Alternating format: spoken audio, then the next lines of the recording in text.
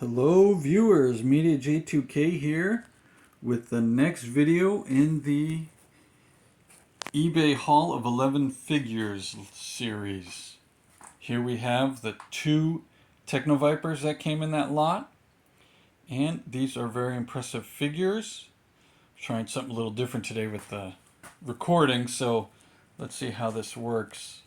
Thanks to those of you that like, share, and subscribe, and to those of you that comment too. And I hope you're all having a great day, evening, weekend, wherever you're watching so far. These figures are really cool, a lot cooler than I thought. However, they're lacking, and I'll get to that later on in the video. Right now, let's just run over them real quick. So here, let's see if this works. First we have the Techno Viper here that was leaning down, working. He's got his readout on his wrist. The readout, as you could see with the other one, goes on either wrist. Each screen on the wrists are very, let's see if we can get those on film. It's hard to see, but it looks like it's even hard to see on person, but there's like a world with lines running around it, all digital and red. And the other wrist, oh, it's different. If you could see that. This one has Cobra on top. Let's see. I don't know if you'll see it better, but at least it'll be in the the correct orientation. So it says Cobra with the logo, and then there's other information with some readouts and probably buttons on the screen to press. Right? So as you can see, the hologram portion, let's see if we can look at that. It does go on either side. So that was a nice addition they gave. Here we could see the hologram clearly. It's got the Cobra logo in the middle, tech, and then there's the readouts and buttons on the left, and the pressure on the top there with the bars for whatever the readings are. There's another symbol there. I guess that's fluid working, not fluid, not liquid, but like the system is running. And then those are the graphs for each part of whatever information they need. Lets you know what their potential or power level is at the moment. So that's the hologram. It's the same on the HMS Techno Viper, and it's as you can see the word tech, so if you turn the hologram around it'll be backwards, so it is supposed to only go one way. Also, his weapon, it's more like a welder, I'm thinking. It's not necessarily lethal in battle. I think it's more for fixing. It could even possibly be the X-ray system that gives him the information in his hologram. I'm not quite sure what that gun-looking thing was supposed to be. These Techno Vipers do come with one sidearm. It's in the pouch pretty hard. So this is, and it's got the sight. So if they need to protect themselves or engage in battle, they have that sidearm. But typically, I think the Techno Vipers are there to repair vehicles on the battlefield, and hopefully they're protected and not out in the open. The HMS Techno Viper, his purpose is to target and fire those rockets and repair that launcher as needed. So now let's talk about the articulation. As you can see, it's very double jointed, pinless knees, move very well. The hips are in very good condition. He does rotate left and right, and the ab crunch does happen. Not very well though, but it does happen. This breastplate doesn't get in the way. It's part of the chest portion that moves. So as you can see, the Techno Viper can move pretty well. He's got pouches on his belt. The belt is not removable from the, well, I guess it is, right? If you take the legs off, you could probably get the belt off because the holster strapped to his leg will slide off too. His boots are really sharp, and these figures stand really well. At least mine too here. They got the 360-degree shin spin, the typical. Then this has got really good mobility in the ankle. Look at that. Look at that. Yeah. A lot of the other figures don't give you all that mobility. So that was nice. It's got the hip twist, the thigh twist. But again, with the holster, you got to twist the leg and then move the holster. Or else eventually it'll stress and then tear. You don't want that. This piece runs, let's pull the backpack off. Well, no, can't pull the backpack off yet. So it comes with a hose. The hose does detach from the weapon and clicks onto the tools like I had with the other figure. Here. See that? The hose is connected to one of the tools. So it is interchangeable, and the tools are flexible, so they're going to bend, but they're not going to break because you get a lot of mobility with their flexibility. They're pretty sharp, the tools. You get 2 claws. As you can see, there's 1 claw. There's like the narrow claw and then the regular claw. And then the other weapon is a power hammer. Right? So to bang things back into place if they get bent out of shape and they hinder the operation of the weapon one way or the other. Then you got the claw. This is probably more of a wrench use. Or maybe this one's the wrench use. I was going to say maybe this is also the metal cutter because it's got the pointy tip. It's a little wide so it doesn't look like a metal cutter, but I'm thinking in your imagination that's what you would also use it for. And this one would be, so the metal cutter and the puller, and then this one would be the wrench to unscrew and screw in the bolts, and then the power hammer to bang the pieces back in shape.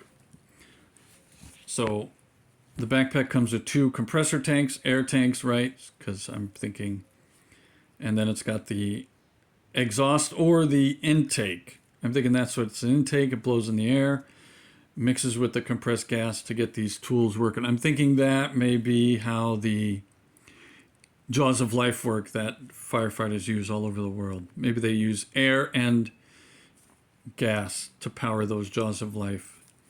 There's a little communication tab here on top. So I thought originally I was missing a hose, but it's not. It is an antenna for communications. Right, so the backpack holds the 3 tools, the hammer, the claw, and the wrench. Let's just call them that. The backpack comes off. And it's just a regular back there. He's got the hoses on his suits. They do whatever they're supposed to do. The helmet, the head mobility, let's see. Head mobility, not much in the neck. Look, the neck does not move from the body. But the head itself does have the double ball in there, not the single. So you get really good mobility with the head here. Like I said, the plastic is flexible. That's why the hose tip is flexing bad on this weapon, and you can see it's very flexible, but it holds really well in either hand, one probably better than the other. The hologram doesn't fall off very easy, so that's good, but the wrist gauntlets, they twist all the way around, so you can always get them in whatever position you need in the poses. Double jointed elbows.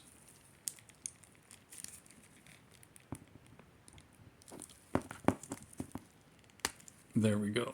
Double jointed elbows, both arms. A pretty decent butterfly movement here. The shoulders, you can pull these shoulder guards off.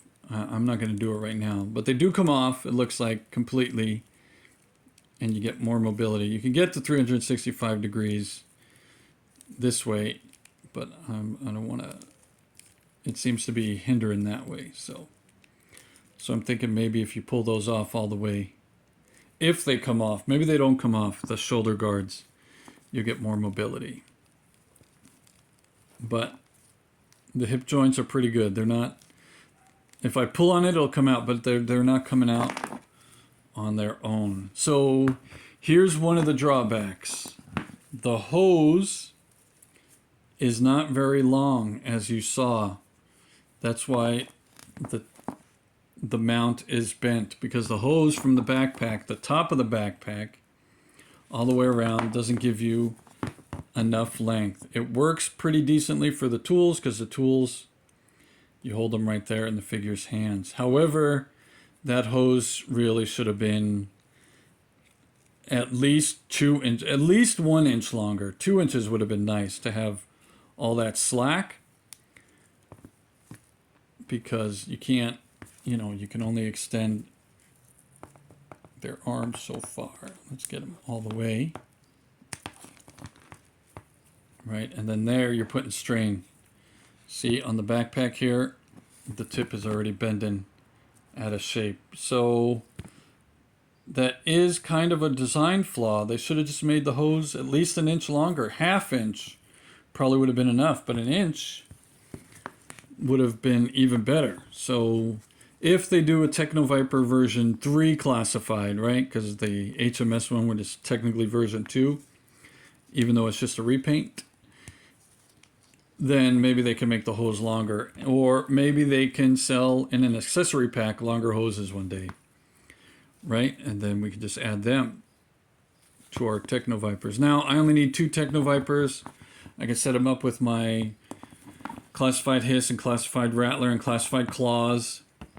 So I'm happy with my 2 Techno Vipers. But if they sell new ones with longer hoses, I'm going to have to buy some of those when they're the right price. So again, I'm really happy with these Techno Vipers either way, because they are really good figures themselves. The helmet is a lot bigger improvement from the ARAH 1987 version. And the figure itself, obviously more detailed in this scale, but they did a really good job. That Cobra logo on his chest is really sharp, on their chest is really sharp. And their pouches on their legs work for carrying whatever they need. The sidearm is a nice addition, because now they're not defenseless or relying on the Cobra soldiers who may be off fighting a battle at a distance. Luckily, with the Classified Hiss, there is a gunman, a gunner, and the not a gunman, a gunner and the tactician. So the tactician may stay behind with the vehicle until it's ready, so it can drive it back into battle, while the gunner and the driver can run off into battle. So at least the tactician for the Hiss tank will stay behind and defend the Techno Vipers that are fixing the vehicles.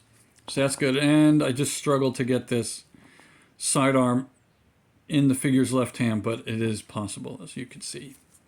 So thanks for watching. Thanks to those of you that like, oh, here's the other before I, yeah, thanks anyways. Thanks also. But here's the other drawback. When the figure's holding the tool and working, you know, like, because there's only one hose, but there's 2 pegs for the hoses. So if you had 2 hoses, then the figure could be holding 2 weapons at the time, because the hologram solves the problem of what they need to look at and what they need to work on. And that keeps them hands-free.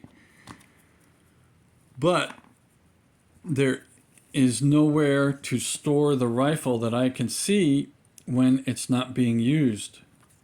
So I just had to put it there, but it falls off easily, as you can see. So there's another design flaw. There's nowhere to store the weapon when the weapon is not in use. There's nowhere on the backpack, nowhere on the figure.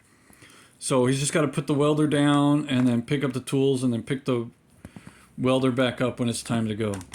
All right, so there you have it. Those are the Classified Techno Vipers version 1s. They came in the box. I think it was one of the black boxes, because that's the newer releases. All right, thanks again to those of you that like, share, and subscribe. Thanks for watching, and Cobra!